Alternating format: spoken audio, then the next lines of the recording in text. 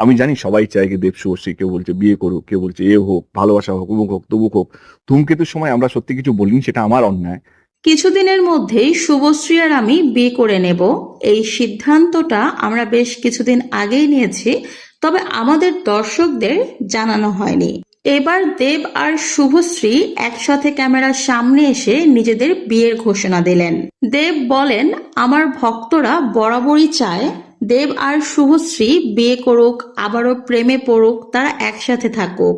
এতদিন দর্শকদের চাওয়াগুলো দেখেছি, কিন্তু সে বিষয়ে আমি কিছু বলিনি। আমার আসলে ধূমকেতু রিলিজের সময়ই কথাটা বলার দরকার ছিল, আমার ভুল হয়ে গেছে, আমি বলতে পারিনি। আমি আর শুভশ্রী বিয়ে করার সিদ্ধান্ত নিয়েছি।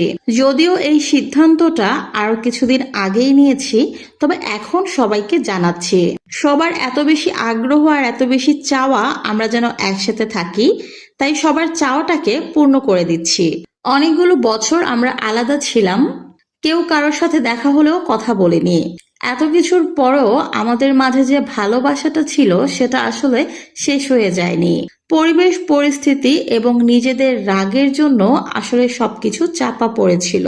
অনেকটা সময় পার করে দিয়ে আমরা বুঝতে পারলাম আসলে আমরা দুজন দুজনকে এখনো ভীষণ ভালোবাসি। আমাদের উচিত একে অপরের পাশে সবসময়ই থাকা। আর যেহেতু আমাদের দর্শকরাও চাইছে আমরা একসাথে থাকি, বিয়ে করি, সংসার করি, সবকিছু মিলিয়েই এই সিদ্ধান্ত নেওয়া হয়েছে। দেব যখন এই কথাগুলো ক্যামেরার সামনে বলছিল, দেবের পাশেই বসা ছিল শুভশ্রী গাঙ্গুলী। শুভশ্রী আর দেবকে পাশাপাশি দেখতে এখনো তাদের দর্শকরা অনেক বেশি পছন্দ করে। সামনে তাদের নতুন সিনেমাও আসছে, দেশু। সেই সিনেমার প্রেস মিটে গিয়েই এই কথাগুলো বলেছে দেব।